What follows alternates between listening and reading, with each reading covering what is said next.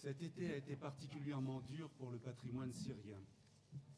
La destruction de Palmyre se poursuit, mais non content de vouloir éradiquer les vestiges d'un passé non conforme à leur idéologie, les barbares, les fanatiques s'attaquent maintenant à ceux qui avaient pour mission de les conserver pour les transmettre aux générations futures. Notre collègue Khaled Al-Assad, ancien directeur du site, a payé de sa vie son dévouement, avec bien d'autres dont les médias ont moins parlé. Après une première réunion en avril de cette année à la Cité de l'Architecture et du Patrimoine, il a semblé indispensable à ICOMOS de refaire un état des lieux sur ces sites archéologiques, dont une grande partie est inscrite sur la liste du patrimoine mondial, et sur les actions qu'il était possible de faire à notre niveau. Je tiens à remercier chaleureusement les intervenants d'aujourd'hui pour leur présence et leur engagement. Madame Sophie Cluzan, conservateur au musée du Louvre, qui évoquera le désastre du pillage des fouilles archéologiques et les réactions des archéologues. Monsieur Bruno Favel, chef du département des affaires internationales et européennes au ministère de la Culture et président au Conseil de l'Europe de la Commission Culture et Sites. Vous me rectifierez si je me suis trompé. Monsieur Francesco Bandarin, directeur général adjoint à la culture de l'UNESCO, qui précisera les actions de son organisation. Il faut également souligner que cette mobilisation de l'ICOMOS est particulièrement active grâce à l'engagement personnel sans faille de monsieur Samir Abdoulak, ancien secrétaire général d'ICOMOS France et aujourd'hui président du groupe de travail ICOMOS pour la sauvegarde du patrimoine culturel en Syrie et en Irak. Et c'est à lui que je confie la tâche d'animer cette table. Madame. Merci, cher Président. Vous avez pour la plupart suivi plus ou moins les événements de Syrie, ses conséquences pour le patrimoine. Sans y revenir en détail, nous pouvons parler d'un état de guerre, et toute guerre implique des destructions, un état d'insécurité qui amène des pillages, l'avènement de doctrines extrémistes qui détruisent volontairement de nombreux patrimoines, qui s'étend à l'éradication de certaines minorités. On a l'habitude de parler de patrimoine bâti ou objet, mais il y a aussi le patrimoine immatériel qui disparaît avec les exodes. Oui. Il y a également le patrimoine naturel qui subit l'ensemble de ces événements.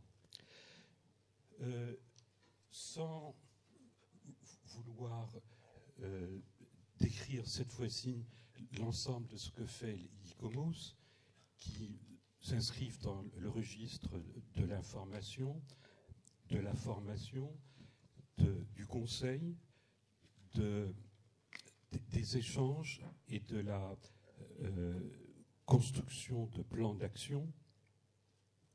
Nous pourrions y revenir à la fin de la séance si vous le souhaitez, mais en tout cas, je souhaite insister beaucoup sur le fait que nous ne sommes plus dans une situation coloniale, qu'il y a eu et il y a encore sur place des personnes hautement formées qui poursuivent leur travail, qui le payent parfois très chèrement, et nous nous appuyons surtout sur eux.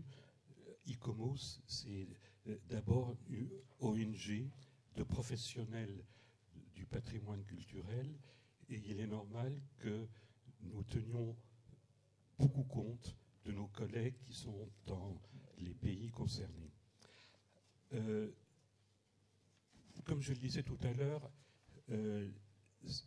les événements ont amené des séries de destructions, de dommages humains, matériels, qu'il est très difficile de recenser. Nous n'avons pas l'ambition de tout traiter lors de cette séance, mais de donner quelques coups de projecteur plus approfondis. d'une part sur le sort des sites archéologiques en tant que tels, grâce à Sophie Cluzan.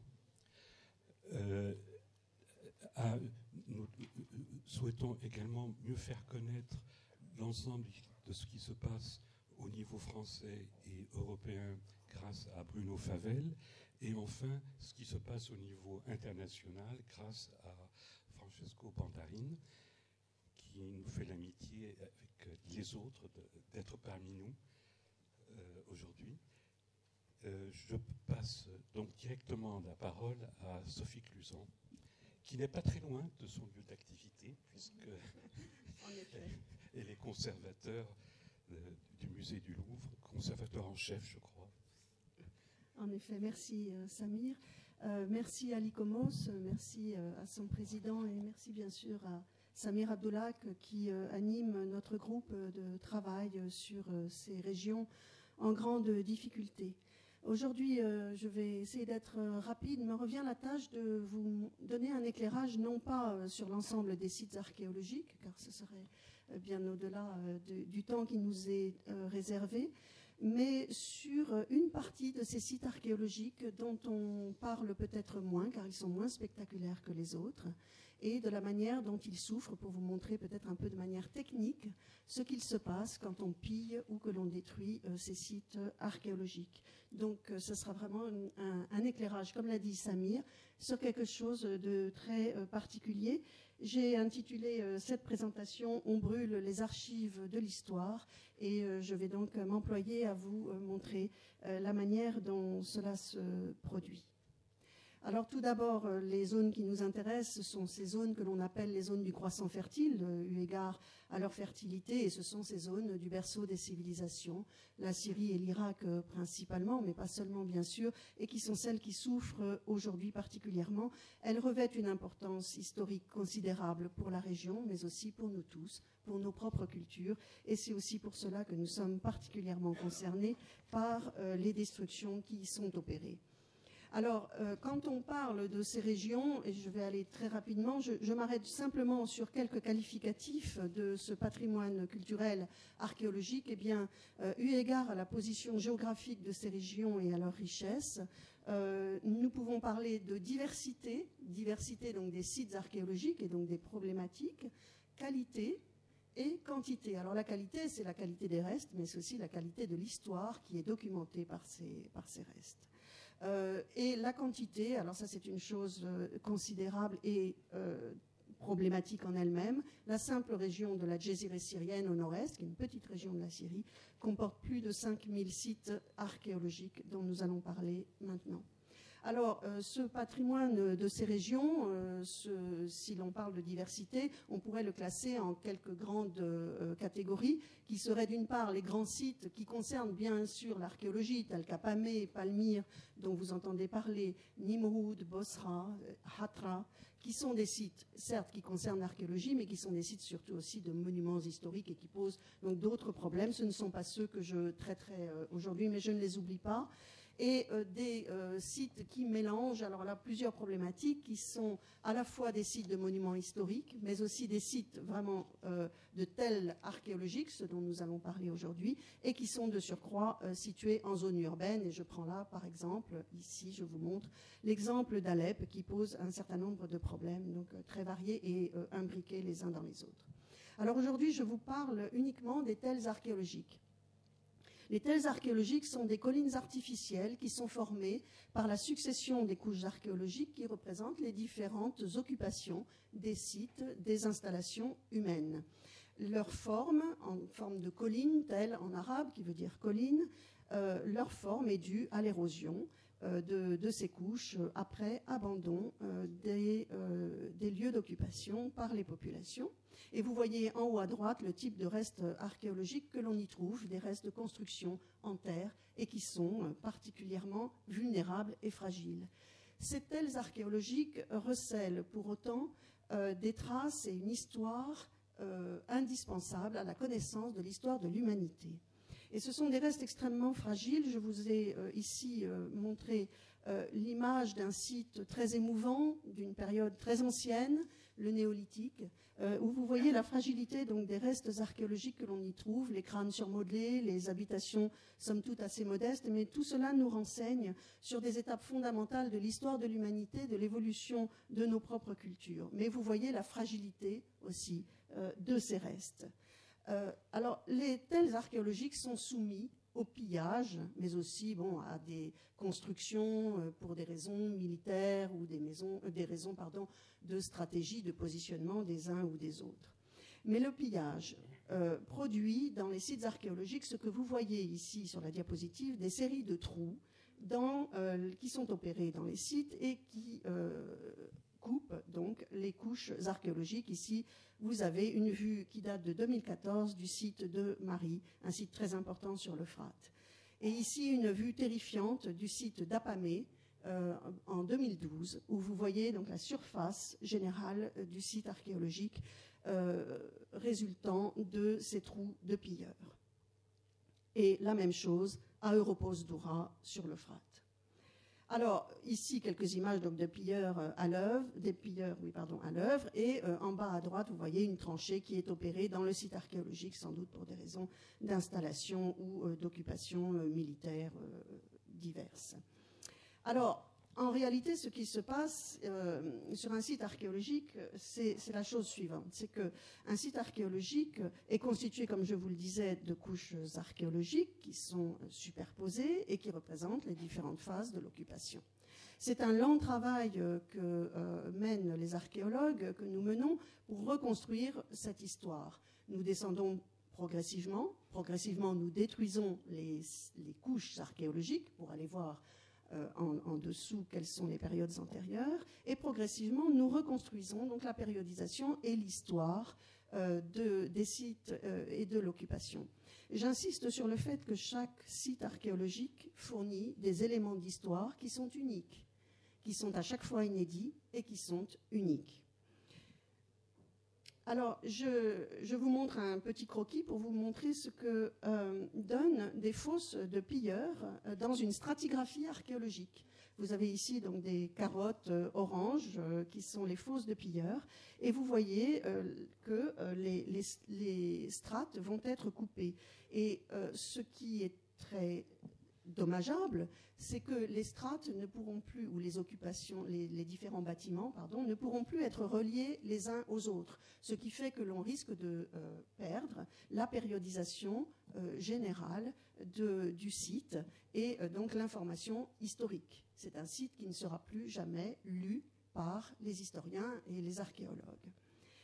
Voilà donc ce que ça produit, et je prends un exemple qui est celui de la fouille que je mène en Damascène. Eh bien, si des pilleurs étaient venus précédemment et avaient opéré de tels trous dans ce site, qui est le premier site fouillé dans la Damascène pour la période très importante du 3e millénaire, qui est celle de la mise en place des périodes de l'histoire, eh bien, nous n'aurions jamais su que la Damascène, en réalité, était occupée au 3e millénaire et servait de point de relais entre la Djézirée au nord-est et la Palestine au sud. Tout cela aurait été à jamais perdu, inconnu.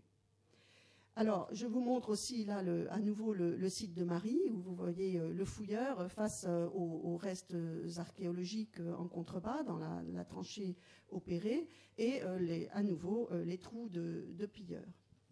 Et une petite simulation de ce que cela aurait donné sur un site comme Ebla, dans la plaine syrienne. Ebla est un site qui a été découvert dans les années 70 et qui, en 1975, a livré au monde une archive royale de première importance, qui est celle qui documente pratiquement l'intégralité de l'histoire que l'on connaît pour les régions syriennes et syro-mésopotamiennes du 3e millénaire vers 2400 avant notre ère. Eh bien, si des pilleurs étaient venus avant les fouilleurs et avaient pratiqué ces carottes oranges que je vous montrais, eh bien, non seulement les tablettes auraient été pour la plupart perdues, détruites, certaines seraient passées sur le marché de l'art ou le trafic, on va en parler, mais en tout cas, le lien entre toutes ces tablettes, entre les différentes pièces des archives, le lien entre ces archives et le palais royal d'Ebla aurait été à jamais perdu. Or, ce sont des données historiques vraiment uniques, inédites. Et vous comprenez bien que si Ebla était détruite avant d'avoir été fouillée, eh bien c'est terminé. C'est un livre, une archive inédite qui n'a pas encore été lue et qui aurait totalement disparu. Alors le pillage, eh bien, vous le voyez, ça produit, dans cet éclairage assez rapide que je vous donne, eh bien, le pillage, ça produit des objets parfois qui sont très beaux, mais qui sont vides de sens, la plupart du temps, et qui détruisent donc des archives historiques inédites et uniques, à jamais perdues. Et vous avez en haut à droite le résultat sur un des sites archéologiques d'un début de tranchée, sans doute de pillage. Alors, quelles sont les réactions et les actions de la communauté des archéologues face à ce problème majeur? Tout d'abord, la communauté des archéologues des pays concernés. Et ce sont les premiers et à qui, bien sûr, nous pensons très fortement, eu égard, comme le disaient nos locuteurs précédents, qui payent de leur vie parfois leur engagement. Donc nous pensons à eux tout particulièrement, notamment aux directions des antiquités et au travail merveilleux qu'ils font sur place, qui sont des travaux de protection, d'état des lieux et de formation aussi de leur personnel tant que possible. Et là, c'est en liaison avec l'UNESCO, l'ICOMOS ou l'ICOM selon les cas. Et je souligne un exemple pour tous qui m'est à moi particulièrement cher, et bien c'est celui de la Direction générale des antiquités et des musées de Syrie qui fait un travail tout à fait remarquable à l'heure actuelle.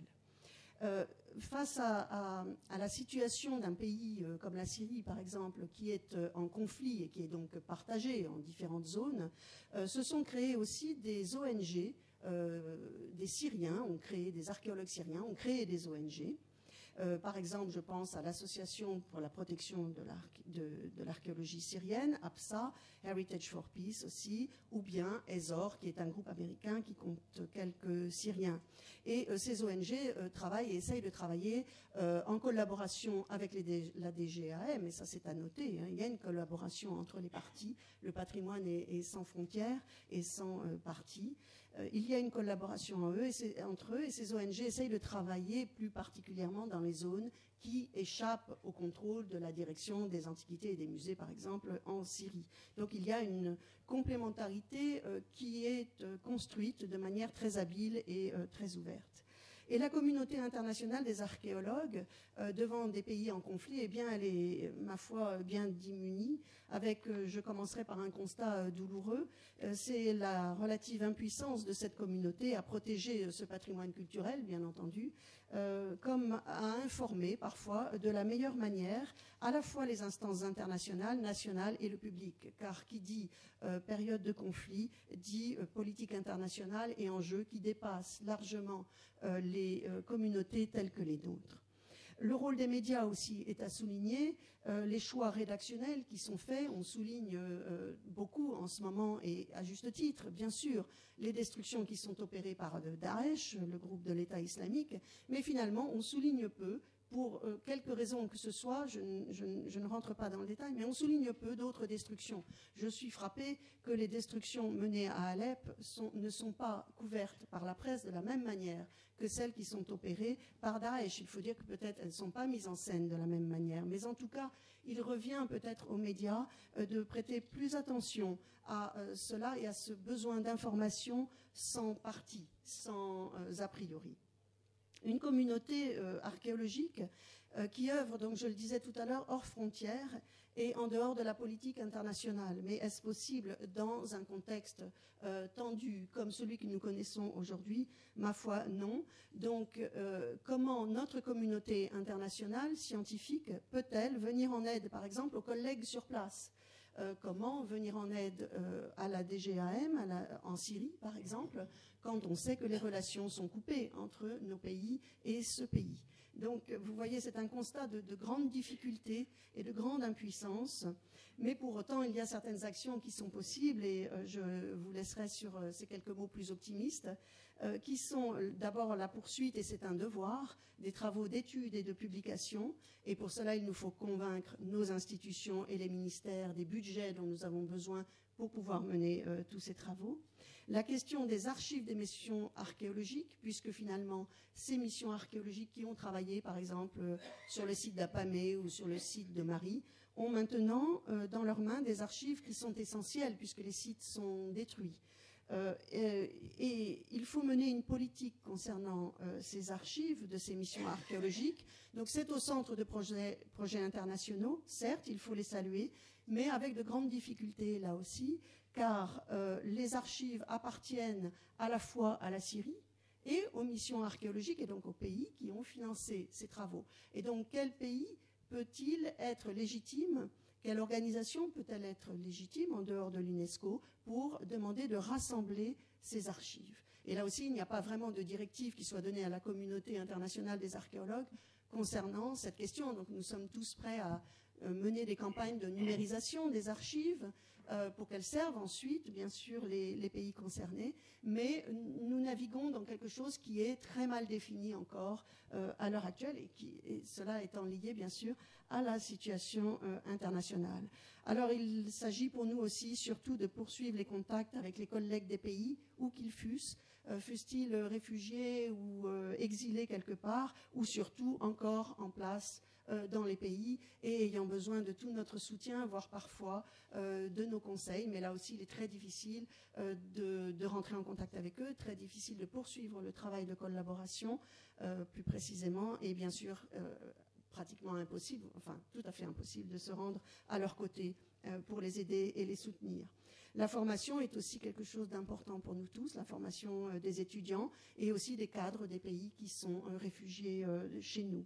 Et puis la stabilisation des collègues de nos pays qui ne sont pas très nombreux et qui, ayant dû s'exiler, souffrent de situations individuelles parfois extrêmement difficiles et douloureuses. Et nous essayons tous d'œuvrer à convaincre les institutions et tous les décideurs de la nécessité de les stabiliser, de leur permettre de poursuivre leurs travaux et de leur permettre aussi de développer des formations complémentaires à l'occasion de cette situation malheureuse, finalement, peut-être de tirer un bénéfice en développant quelques formations complémentaires pour assurer l'avenir de leur pays. Et ça, bien sûr, vous le comprenez, ça concerne surtout les collègues qui se trouvent en Europe ou aux États-Unis.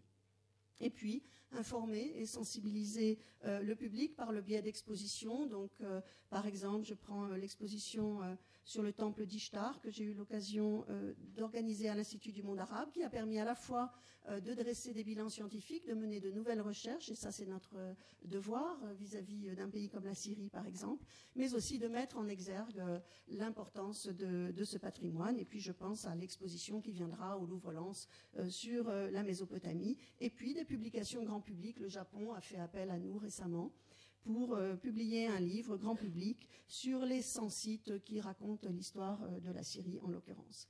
Et puis nous essayons, face à tout ce constat de difficultés, de nous regrouper, de nous associer. Une association internationale a vu le jour, Shirin, qui est en train de créer des branches nationales. Cette association, nous l'espérons, nous permettra peut-être de peser un petit peu plus à l'avenir pour les différentes décisions nationales et internationales qui pourront être prises et faire donc œuvre de service public en rendant ces qualités et ces expériences que nos pays, mais aussi ces pays, nous ont permis d'acquérir. Merci.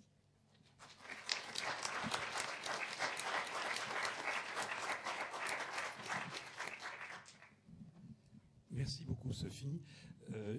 J'ajouterai encore une autre de vos qualités qui pour nous est très importante, c'est que vous êtes membre d'ICOMOS et que grâce à vous, nous avons des éclairages sur la préservation des sites et on n'insiste pas assez sur la préservation des sites. On parle beaucoup de pillage, de contrebande, de trafic d'objets volés.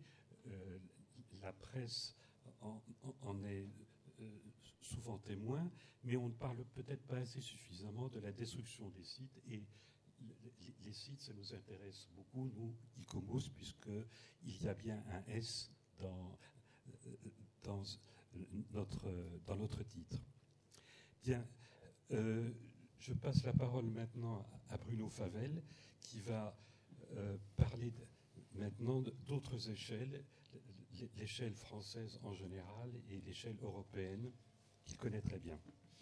Merci Samir Abdoulad. Je tiens aussi à remercier le président ICOMOS France et la directrice d'ICOMOS France nous avons permis de nous exprimer aujourd'hui. Ça fait partie d'ailleurs des missions de sensibilisation qu'organise le ministère de la Culture pour dénoncer la destruction des patrimoines en danger. Je dois dire que l'année 2015 aura été une année particulièrement terrible pour le patrimoine d'Irak et de Syrie. En février, les sites d'Atrat, Khorsabad et Nimroud ont été saccagés. Le musée de Mossoul a été mis en scène dans des destructions sans précédent. Et lorsque nous avions, en avril 2015, la Cité de l'Architecture et du Patrimoine organisé un débat, nous avions commencé déjà à recenser un certain nombre de pistes que nous pourrions tenir dans la lutte contre le trafic illicite, la formation ou encore la numérisation des sites en péril, et un travail avec, bien évidemment, l'UNESCO, le Conseil de l'Europe et l'Union européenne pour soit revitaliser des textes qui dormaient ou encore aller de l'avant via des résolutions de l'Organisation des Nations Unies. Je dois dire que ce qui a vraiment choqué les esprits, c'est que au mois de juillet, je crois, ou juin, je ne sais plus, Palmyre a commencé à être saccagé. Alors là, on est passé dans une autre dimension, c'est-à-dire que les réactions ayant été assez lentes, je dois dire, pour une mobilisation de la communauté internationale, Sophie Cluzan l'a parfaitement dit, il nous est apparu quand même là important de passer à une autre échelle de dénonciation de ce type de crimes. Alors certains les appellent crimes de guerre, d'autres crimes contre l'humanité ou encore crimes culturels contre l'humanité. Je dois dire que la catégorie n'est pas spécifiée. Elle est spécifiée par crime de guerre et que certaines personnes ne veulent pas entendre parler de crimes contre l'humanité. C'est bien dommage d'ailleurs, puisque le Mali, autre pays dont on ne parle plus, mais auquel nous menons une action tout à fait importante, vient de déférer à la Cour pénale internationale de La Haye, au CPI, au tribunal pénal, quelqu'un qui s'était livré à des destructions de ce type. Donc il est tout à fait possible de punir un jour les gens qui se seront livrés à ce type de destruction. J'ajoute qu'on nous dit qu'il n'est pas possible de qualifier ça en crime contre l'humanité parce que le traité de Rome, il y a un traité qui s'appelle le traité de Rome. Il y a un traité qui s'appelle le traité de Rome. Je ne suis pas responsable de la technique. Merci d'être gentil quand vous vous exprimez, parce que je n'aime pas la violence. Et ça, pour moi, c'est de la violence verbale. Voilà, merci. Ça commence par ça, aussi, l'écoute des autres. Je crois que, donc, ce traité ne permet pas, si vous voulez, de qualifier, pour des raisons obscures, parce que la Syrie et l'Irak ne sont pas signataires de ce traité, mais enfin bon, la qualification reste à donner. Pour moi, ce sont des crimes contre l'humanité, puisqu'on détruit des monuments, des peuples, et on tue en plus les gens qui sont les responsables et les gardiens de la mémoire. En témoigne le conservateur de Palmyre qui a été assassiné dans des conditions particulièrement atroces. Je vous rappelle que l'année européenne 2016, nous y veillerons, c'est le Parlement européen qui lui sera dédié. Si on se livre à un rapide état des lieux sur la liste des sites inscrits au patrimoine mondial, on pourra dire que Palmyre est partiellement détruite, Marie quasiment détruite, Ougarit pas encore tout à fait détruite parce qu'elle n'est pas en zone des terroristes de Daesh. Doua au repos, c'est particulièrement saccagé, le krach des Chevaliers est détruit partiellement, la forteresse de Saladin également, la citadelle d'Alep est très détruite, la grande mosquée d'Alep aussi, Biramistan d'Argout aussi, Khan Walzir également, Khan Saboun également, la cathédrale Saint-Georges et le quartier des Crins de Jdié également, le madrasa Alaouiyé également, le souk al-Madina également. La grande mosquée des Omeyyades à Damas a également beaucoup souffert. Elle a été détruite partiellement. Saint-Siméon a été partiellement détruit, ainsi que les villages antiques du nord de la Syrie. L'ancienne ville de Bosra a été méticuleusement saccagée dans l'indifférence générale. Le monument année de commémoration du génocide arménien de Deir ez-Zor a été une des premières cibles des terroristes de Daesh. Quand ils sont arrivés dans cette ville, non seulement ils ont massacré le conservateur qui s'en occupait, ça on n'en a pas du tout parlé, et ils ont détruit ce mémorial et l'église attenante. Donc j'arrête là la liste parce qu'on pourrait en parler pendant un bon moment. Il y a, si vous voulez, Atra, Nimroud, et le patrimoine des sanctuaires sunnites et soufis, les mosquées chiites et les mausolées du prophète Jonas, les monastères chrétiens sont particulièrement la cible des terroristes de Daesh. Moi, je ne parlerai jamais d'État islamique. Pour moi, un État, c'est de la bonne gouvernance. Donc, pardonnez-moi, je ne peux pas employer le mot État pour parler de ces gens-là. Pour moi, ce sont des terroristes, ce sont des criminels. Donc, maintenant, après avoir fait un peu cette rapide, si vous voulez, présentation de destruction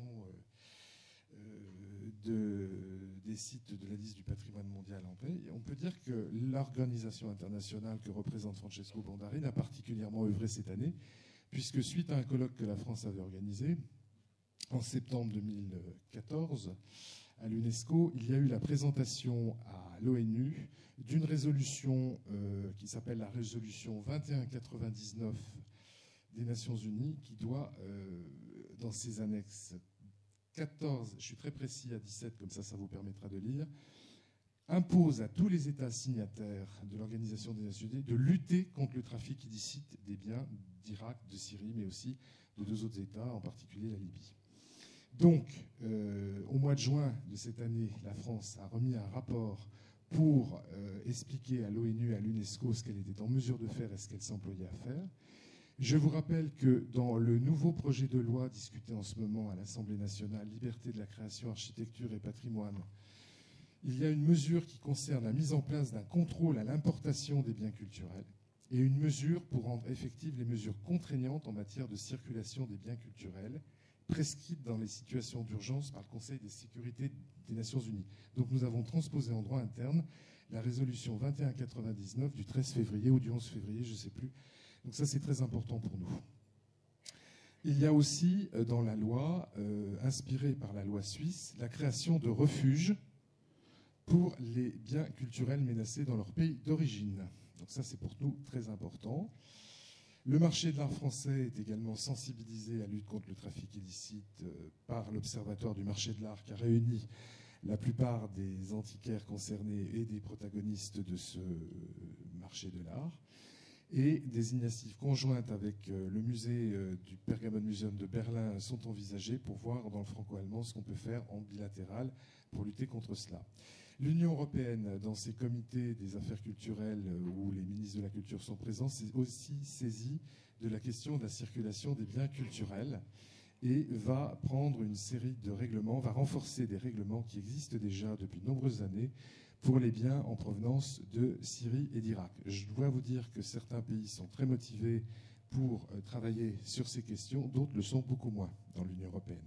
Donc c'est une question de dialogue, de sensibilité. C'est pour ça que le ministre de la Culture italien, le 31 juillet, lors de la conférence des ministres de la Culture réunis à Milan pour l'exposition universelle, ont pris un texte condamnant à l'unanimité, il y avait à peu près 183 États présents, la destruction de ces biens et demandent le renforcement aux frontières de contrôle des douanes pour justement lutter contre ce trafic illicite. Par ailleurs, le Conseil de l'Europe, le 24 avril, réuni à Namur avec les 47 États membres représentés par leurs ministres ou leurs représentants, ont lancé un appel, dit appel de Namur, qui oblige les États à travailler avec l'UNESCO sur le renforcement de la lutte contre le trafic illicite des biens culturels. Donc le secrétaire général du Conseil de l'Europe a rencontré Irina Bokova pour lui parler de ces questions. Et ça s'est traduit par une volonté d'organiser à l'UNESCO une bonne gouvernance de cette question, une bonne gouvernance mémorielle de restitution de bases de données sur la base du volontariat et de crédits donnés. Je pense que Francesco Bandarin nous en parlera tout à l'heure. Donc, vous voyez que ces mesures, elles existent, elles sont importantes. Le ministère de l'Intérieur et le ministère des Douanes sont bien sûr en alerte sur ces questions. Et je dois dire que ce qui m'inquiète, c'est pas du tout maintenant, parce que maintenant, on ne va pas du tout trouver de pièces qui viennent d'Irak et de Syrie, on va les trouver dans 10-20 ans. Donc, ce qui est pillé n'est pas forcément sur le marché. Donc, c'est parfois écoulé sur d'autres continents, mais ce n'est pas forcément en Europe. Donc, affaire à suivre. Pour l'information, des professionnels du patrimoine des Syriens et des Irakiens sont accueillis actuellement dans nos institutions culturelles avec des bourses. Nous avons ouvert des bourses d'urgence et régularisé de nombreuses situations de gens qui sont dans des situations très inconfortables, que ce soit les Irakiens ou les Syriens. Je rappelle que pour l'Irak, nous avons des relations diplomatiques avec l'Irak. Nous travaillons avec Bagdad, mais aussi le Kurdistan irakien autonome, où sont réfugiées les missions archéologiques françaises à Erbil. Il y a 6 missions archéologiques à Erbil. Il y a un institut qui s'appelle l'IFPO, qui est réfugié à Erbil. Il y en a une partie à Beyrouth et une autre partie à Erbil. Il ne faut pas oublier cela. Les manuscrits sont des communautés chrétiennes et juives sont préservés à Erbil par les dominicains et par l'État du Kurdistan autonome, avec l'aide de la Bibliothèque nationale de France, qui a organisé une exposition que vous avez peut-être vue il y a quelque temps dans le Marais aux Archives nationales, qui présentait des incunables et des manuscrits orientaux. Je précise d'ailleurs que ce ne sont pas des originaux. Hein. Il y a eu une polémique dans la presse, rassurez-vous, ce sont des facsimilés. Les originaux sont en lieu sûr dans des coffres-forts à Erbil. Donc j'aimerais bien qu'on arrête de dire des conneries sur ce type, la France prenait les manuscrits des communautés chrétiennes d'Irak. Non, pas tout à fait. Et relayés d'ailleurs parfois par les médias ou par des organisations internationales qui ne sont pas toujours bien informées. Quant à la numérisation des collections des musées, elle est en marche puisque un certain nombre de barcamps sont en préparation, avec l'association Chérine, d'ailleurs je porte ça, Sophie, à votre connaissance, qui est un interlocuteur pour nous tout à fait important, et des personnalités individuelles. Le problème de la numérisation, de l'information et tout ça, c'est la bonne gouvernance institutionnelle qui a mis un peu de temps à se mettre en place pour justement, aussi avec le projet Arscan au musée du Louvre et M. Joannès, à se mettre en place du fait, je dois dire, du coup de massue finale porté par Palmyre. Je crois que c'est Palmyre qui a quand même hâté un petit peu les choses pour nous dire qu'il fallait très vite maintenant et qu'on n'était pas dans la problématique Bamiyan en Afghanistan en 2001, encore moins dans la problématique des temples d'Angkor et certainement pas dans les questions relatives aux destructions catastrophiques d'Haïti, du Vanuatu, qui sont tout aussi tragiques et du Népal. L'actualité se focalise bien sûr sur ces questions, mais il y a aussi d'autres pays qui souffrent énormément de destruction de patrimoine par des cataclysmes et par des naufrages humains aussi. Donc, nous sommes particulièrement mobilisés, vigilants pour tout cela. L'UNESCO également, je dois dire que le Parlement européen a pris une série de mesures également aussi visant à obliger la Commission européenne à travailler sur le trafic illicite et la répression des contrevenants aux dispositions des 2 règlements qui existent pour l'Irak et la Syrie. Je crois que les parlementaires ont été partiellement entendus. Reste aussi la question maintenant humaine des collègues irakiens, syriens qui sont dans des camps un peu partout autour que ce soit en Libye, en Jordanie. Certains étaient aux frontières cet été, aux frontières de la Hongrie et de la Macédoine, particulièrement bien traités, comme vous l'avez vu, par ces pays quand ils voulaient rentrer sur ces territoires-là, ce qui nous a d'ailleurs conduit à protester officiellement auprès du Parlement européen sur la dignité humaine des personnes traitées aux frontières. On n'a pas à traiter des enfants comme cela. Il y a une très belle photo que vous pouvez voir au Luxembourg, qui est une photo d'un petit juif qui lève les mains en 1944 ou en 1942 dans le ghetto de Lodz, je crois, ou c'est pas Varsovie, c'est Lodz. Il va être exécuté et des nazis lui font lever les mains. Et j'ai vu ça à la télévision sur des enfants en bas âge perpétrés. Alors qu'on soit musulman ou pas, pro-Daesh ou je sais pas quoi, on a raconté un tas de choses. Il y a une dérive. Il y a une dérive de ce continent européen qui a connu des destructions monumentales terrifiantes en 1944 à Varsovie, qui a reconnu des choses terrifiantes pendant la partition de l'Europe en deux entre 1947 et 1991. Moi, j'ai vécu la réunification européenne. Je crois qu'il y a quand même aussi un travail à faire, et je m'adresse aussi aux gens présents dans la salle, sur la prise de conscience des collègues que vous avez au sein des sections d'ICOMOS en Hongrie, en Macédoine, en Slovaquie ou dans ces pays-là. Parce que là, il y a eu quand même le summum de l'abjection qui a été atteint. On a essayé d'ailleurs, on a fait sortir 2 spécialistes du patrimoine qui étaient réfugiés en Macédoine, 2 Syriens qu'on a aidés, grâce à notre ambassade. Donc il y a quand même des choses incohérentes. Bon, ça, je m'exprime à titre Conseil de l'Europe. Là, ça ne concerne pas le ministère de la Culture, cette affaire. Pour finir, je vais vous citer, je vous conseille de lire un très beau livre de Paul Venn, qui vient de sortir, sur Palmyre, l'irremplaçable trésor. Je l'ai déjà lu et il est sorti il y a une semaine. Paul Venn, c'est un grand spécialiste de l'Antiquité, c'est un grand historien, magnifique personne. Et il dit dans son ouvrage « Palmyre, sortir du silence », oui, décidément, ne vouloir connaître qu'une seule culture, la sienne, c'est se condamner à vivre sous un été noir. Et moi, je fais mienne cette devise.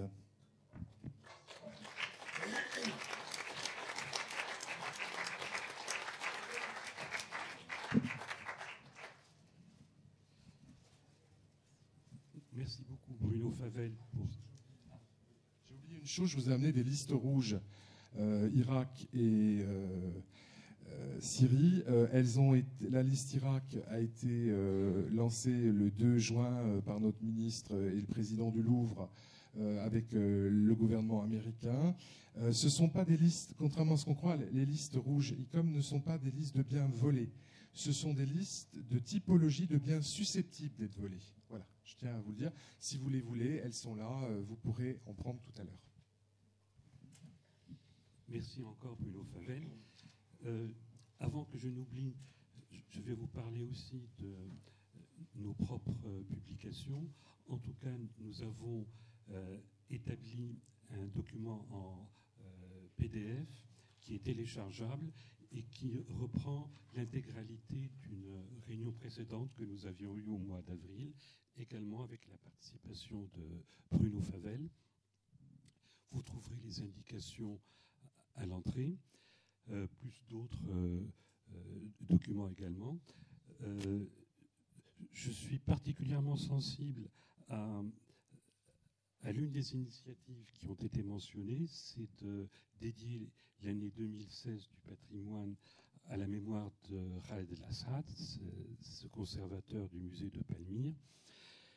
Je dois dire qu'au niveau de l'ICOMOS, nous avons été particulièrement touchés également, et nous avons tenu, lors de la dernière assemblée générale à Fukuoka, il y a 2 semaines, une minute de silence à sa mémoire.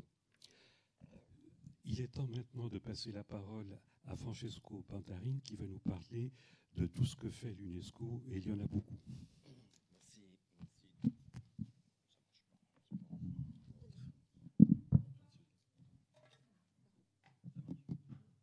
Bon, vous m'écoutez, oui. Merci, Samir. Et merci surtout à l'ICOMOS qui a bien voulu organiser cette séance d'échange de travail sur un thème qui est d'importance majeure aujourd'hui dans la vie internationale et dans la vie de beaucoup de peuples. Les destructions du patrimoine, malheureusement, ne sont pas une nouveauté. C'est presque une permanence dans les malheurs humains. Et je pense qu'en Europe, on en a eu des exemples dramatiques pendant la Deuxième Guerre mondiale. C'est que d'ailleurs a amené la communauté internationale à essayer de se doter d'un certain nombre d'instruments, des mécanismes pour limiter ou prévenir ou limiter les dommages. Ce sont des mécanismes, je le dis tout de suite, que moi je juge encore complètement insuffisants pour faire face à ces menaces qui maintenant deviennent de plus en plus graves et massives. Je pense que tout le monde est conscient que ce qu'on peut faire, qui est beaucoup, mais ce qu'on peut faire est encore trop peu pour aider ceux qui sont sur place, ceux qui souffrent, ils sont parfois martyrisés par ces forces du mal, et pour effectivement protéger ce que nous tous considérons de trésors de l'humanité, nos propres héritages. Donc on a un cadre aujourd'hui qui est dont la nouveauté est son ampleur. Pendant les derniers 20 ans, il y a eu des cas de destruction. Certainement, vous vous souvenez de tout ce qui s'est passé encore pendant la guerre civile au Cambodge, qui évidemment a pris des années, voire des décennies pour être réintégré et remis sur place. Vous vous souvenez certainement de la destruction gravissime du pont de Mostar pendant la guerre des Balkans dans les années 90. Un acte barbare qui voulait vraiment signifier, c'était un coup de canon contre le dialogue des communautés et qui évidemment a été au centre de l'attention de beaucoup d'organisations internationales. Évidemment, l'UNESCO a un peu guidé le processus, mais pour la reconstruction de ce pont, qui aujourd'hui a été aussi inscrit dans la liste du patrimoine mondial comme exemple de réintégration, d'un élément important dans la vie de ces communautés. Le cadre s'est empiré encore dans les années 2000 avec la destruction de Bouddha de Bamiyan. Sincèrement, vous vous souvenez, peut-être une des choses les plus graves qui reste dans notre mémoire récente, la pulvérisation de ces statues qui était un exemple unique et d'importance universelle de cette vie de la lutte de la voie de la soie pendant des millénaires. Et puis, il y a eu Bagdad, les musées, tout ce qu'on maintenant est pratiquement c'est l'actualité. Mais c'est l'ampleur à laquelle nous faisons face aujourd'hui qui nous frappe. Bruno a fait une liste partielle, et d'ailleurs vous aussi, madame, de ce qui se passe. Mais il y a d'autres pays dans lesquels d'autres choses dramatiques se passent, pas seulement en Irak et en Syrie. Aujourd'hui même, au Yémen, par exemple, il y a eu des destructions très graves dans la ville de Sanaa, qui est une ville inscrite dans la liste du patrimoine mondial. Les sites de Marrakech ont été bombardés. Peut-être c'est un effet collatéral de bombardement visé à d'autres cibles, mais effectivement, ces sites importants des anciens royaumes yéménites a été détruits. Le temple de Nasha a été abattu.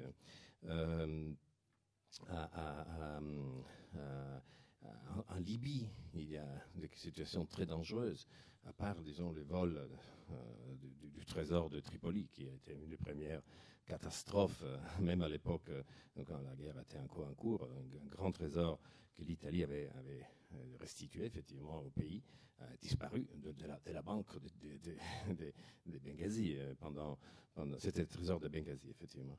Donc, évidemment, et tous les sites qui sont là sont sous menace. Si ce n'est pas une menace directe de guerre, c'est une menace de construction illicite, de fouilles illicites, etc. Le Mali, même si la situation aujourd'hui est meilleure, a eu des destructions importantes. Vous savez très bien que la ville de Timbuktu a été occupée pendant plusieurs mois par ces armées salafistes qui ont détruit les mausolées rattachés aux mosquées, les mausolées qui étaient dans la ville, parce qu'ils étaient contre leur idéologie. Et c'est un peu peut-être le seul cas dans lequel on peut dire que quelque chose a été fait de positif, parce que vous savez que tous ces mausolées ont été reconstruits par l'UNESCO, et avec évidemment le gouvernement du Mali, et ils ont été réinaugurés en mois de juillet. Donc on peut faire quelque chose. Moi, je voudrais vous présenter les cadres de ce qu'on peut faire et de ce qu'on ne peut pas faire. Et vous verrez peut-être que ce qu'on ne peut pas faire, c'est encore trop. Ce qu'on peut faire et ce que nous essayons de faire, pas seul évidemment, nous on ne travaille pas seul, on travaille avec la société civile, beaucoup d'organisations de la société civile à partir de l'ICOMOS, de l'ICOM, de toutes les grandes organisations culturelles, et évidemment on travaille avec les gouvernements qui sont partenaires de l'UNESCO et qui peuvent nous donner, fournir des ressources, mettre sur le plat des ressources financières, techniques pour aider à combattre ce monstre qui est contre nous. Nous, on a plus ou moins 3 niveaux d'action. Le premier niveau d'action est un niveau, disons, de communication, d'alerte, des dénonciations. Vous avez vu, peut-être, dans les mois passés, l'UNESCO a fait beaucoup d'informations sur ça. Et c'est important parce qu'il ne faut jamais lâcher, il ne faut jamais permettre que les choses soient faites sans être dénoncées à l'opinion publique. Évidemment, faire des dénonciations, ce n'est pas suffisant. Donc, on a aussi lancé une campagne qui s'appelle en anglais Heritage, Unite for Heritage. En français, ce serait Unis pour le patrimoine. C'est une campagne basée sur les médias sociaux. On a essayé aussi d'attaquer ces types de médias pour pouvoir réussir à parler aussi, pas seulement au public en Europe, en Amérique, etc., mais aussi aux gens qui sont là-bas. leur lancer des messages, faire arriver des messages qui sont évidemment des solidarités, mais aussi de participation active à une forme, disons, commune de condamnation de ces délits. On l'a lancé il y a quelques mois, ça a été assez positif, c'est-à-dire on a utilisé les Twitter, les Facebook, et je pense qu'il y a eu un moment même un peu symbolique le jour de la destruction de l'arc de Palmyre. On a réussi à arriver à presque 9 millions de personnes avec un système de hashtags et tous les systèmes de transmission via Twitter. Je pense qu'il faut continuer ça. Il faut même envahir les médias avec ce type de messages si on veut vraiment arriver au cœur de la question, c'est-à-dire ceux qui sont sur place et ceux qui peuvent vraiment faire quelque chose plus que nous qui sont ici à regarder. Donc il y a un élément, disons, de communication, d'alerte, de dénonciation qui est très important et je pense que tout le monde devrait s'associer. D'ailleurs, vous l'avez dit, madame, et ça touche à tous les aspects, pas seulement la destruction, mais c'est aussi la continuation même des actions de protection, des tutelles, de préservation. Et donc les gens, les hommes, les femmes qui sont sur place, les archéologues auxquels il faut fournir solidarité et moyens pour continuer à faire ce qu'ils doivent faire. Puis il y a une dimension que j'appellerais normative. Ça a à faire avec la loi internationale. Parfois c'est, comme dit Bruno bien, c'est une loi obscure et complexe, mais c'est ce qu'on a. On a des outils. On a des outils qui s'appellent la Convention du patrimoine mondial. La convention qui a été signée par 193 États, donc c'est la convention la plus signée dans notre domaine au niveau planétaire. C'est une convention, évidemment, dont le but est la protection des sites. C'est pas pour combattre ou entrer dans des terrains de guerre, c'est une convention pour la paix, pour le dialogue, pour la préservation des valeurs de l'humanité. Mais en même temps, ça constitue, et ça c'est très important, un élément de loi internationale. Un site qui est protégé sous la Convention du patrimoine mondial a un statut très particulier qui entraîne pas seulement des obligations de l'État pour sa conservation, mais entraîne aussi des conséquences au point de vue juridique. Hein. Par exemple, l'entrée dans cette scène de ce nouvel acteur qui est la Cour pénale internationale, que je trouve très très important, les cas qu'on aura, les premiers procès qu'on aura l'année prochaine sur le Mali, dont d'ailleurs l'UNESCO est témoin, est très important parce que ce sera la première fois que quelqu'un sera condamné parce qu'il a violé la loi internationale qui s'appelle Convention du patrimoine mondial, donc protection du patrimoine.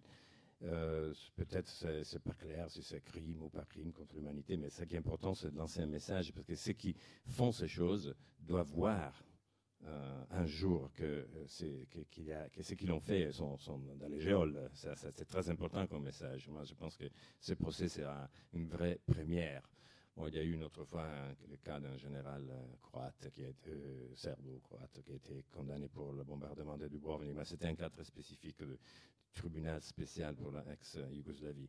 Je pense que la Cour pénale internationale va ouvrir aussi des cas en Syrie, évidemment, en Irak. Tout ça va créer une vraie jurisprudence. Ça, c'est petit, peut-être c'est insuffisant, ça ne limite pas les destructions, mais c'est très important comme message pour l'humanité.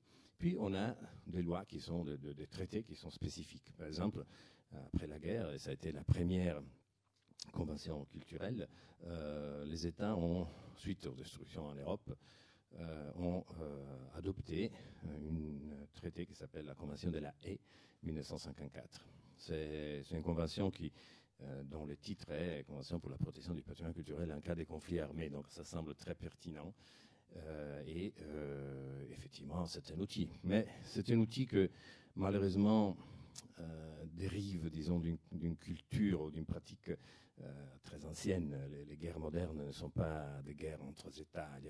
J'ai jamais vu un État déclarer une guerre à un autre État. Ça, c'était une autre époque. C'était au 19e siècle ou jusqu'à la Deuxième Guerre mondiale, peut-être. On faisait des déclarations de guerre. Les guerres modernes et les destructions se passe dans des situations dans lesquelles les États sont un des acteurs. Il y a beaucoup d'acteurs. Les cas de Syrie est le plus évident. Donc, c'est très difficile d'appliquer un traité entre États à des forces qui ne reconnaissent pas l'État et qui ne sont pas des États d'ailleurs, même si la même convention de 54 traite des questions des conflits internes, mais c'est évident qu'il y a un décalage entre l'outil et la réalité.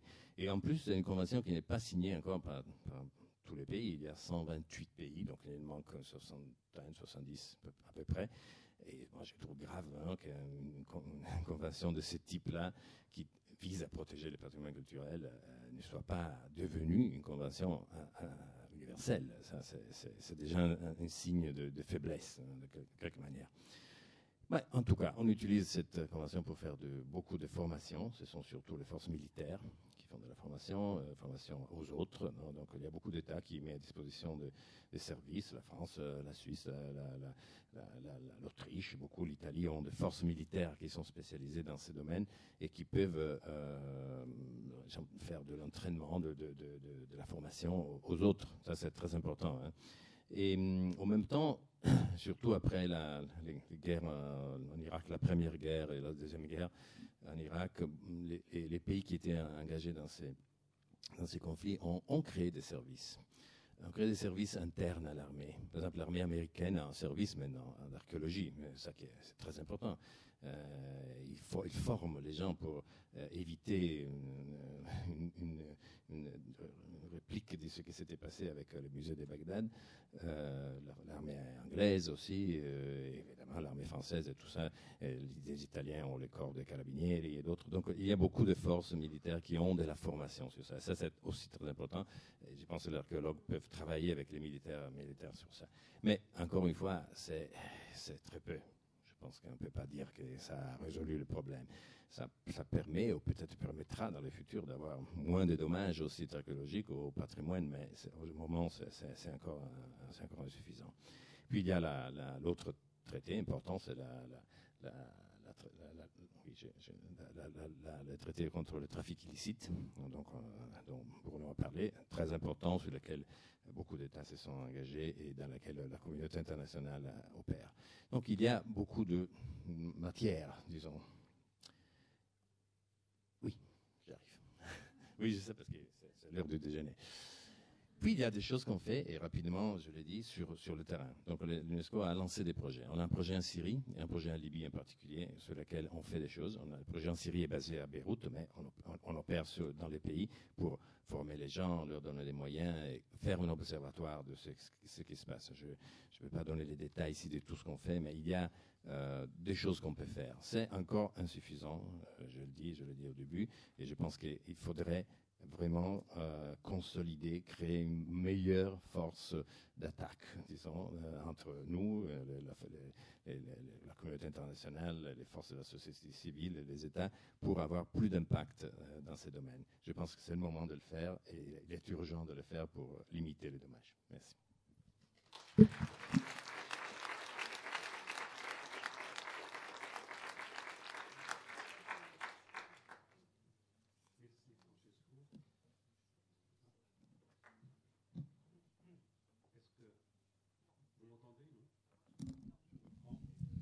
Oui. Malheureusement, l'heure tourne et nous risquons d'être bientôt évacués manu militari. Mais je voulais quand même dire une chose pour conclure, c'est qu'il y a quelque chose qui rassemble l'ensemble de nos interlocuteurs, c'est que c'est des personnes qui dépassent leurs fonctions officielles et qui s'impliquent personnellement dans leurs actions. Et c'est à ce titre-là qu'il faudrait vraiment apprécier leur travail et les saluer.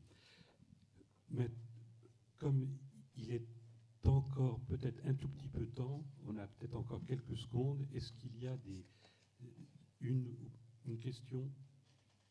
Deux? Ah, je vois mal. Judith Calgan, que je ne vois pas, mais qui doit être là.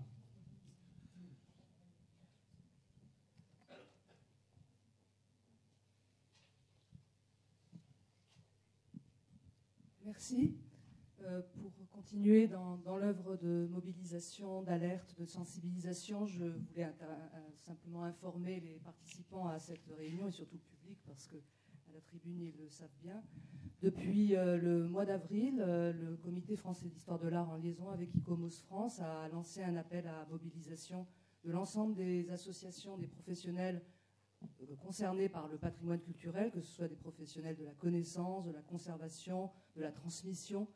Et nous sommes actuellement à 45 associations françaises mobilisées, prêtes à offrir leurs moyens, qui sont forcément limités, mais avec des dizaines de personnes prêtes à intervenir, à aider les institutions, et en particulier l'UNESCO. Et je remercie par l'intermédiaire de Bruno Fravrel l'UNESCO qui a mis notre appel en ligne sur le site dédié à toutes ces informations.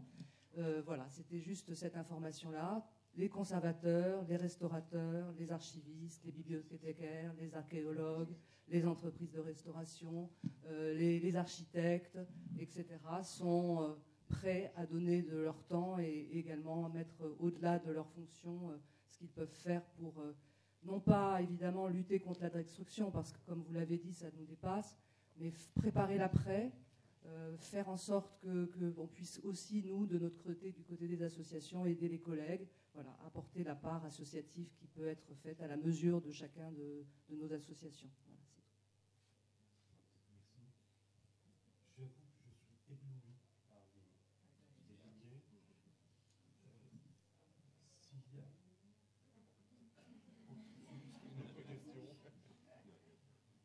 Monsieur.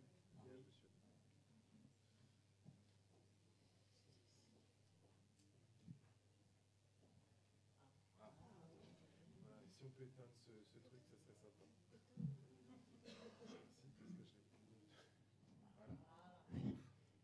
J'avais une question par rapport à votre intervention, Madame Sophie Cluzan.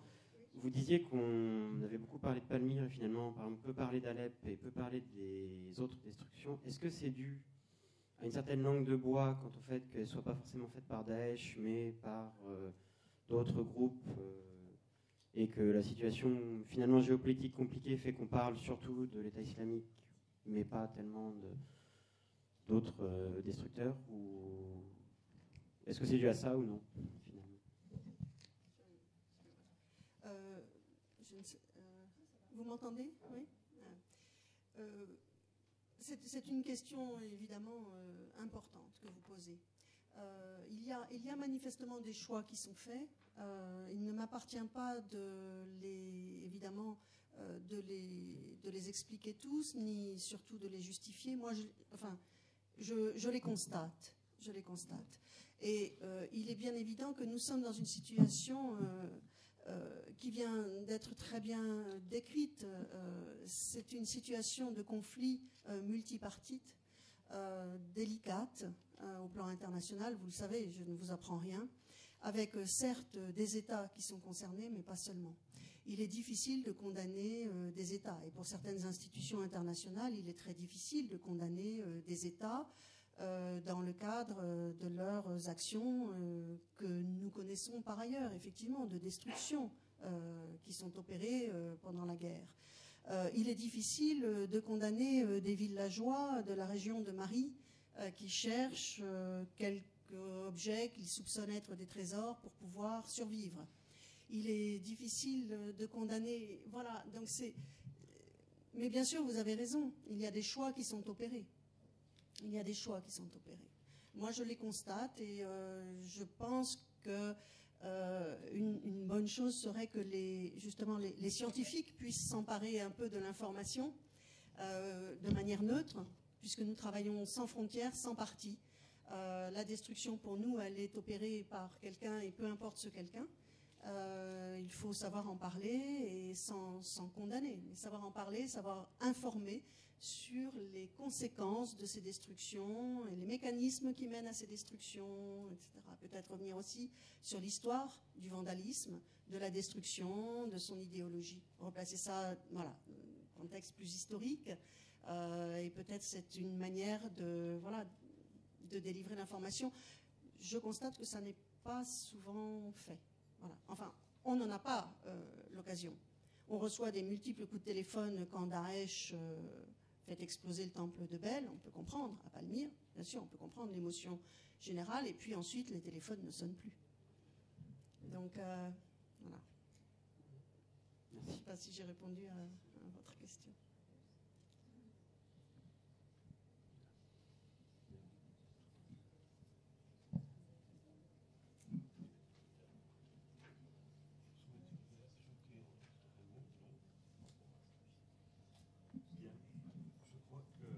Je crois que nous avons fait notre temps ici. Rendez-nous visite sur le stand ICOMOS. On tâchera de vous donner d'autres informations encore. Et puis, à bientôt, j'espère.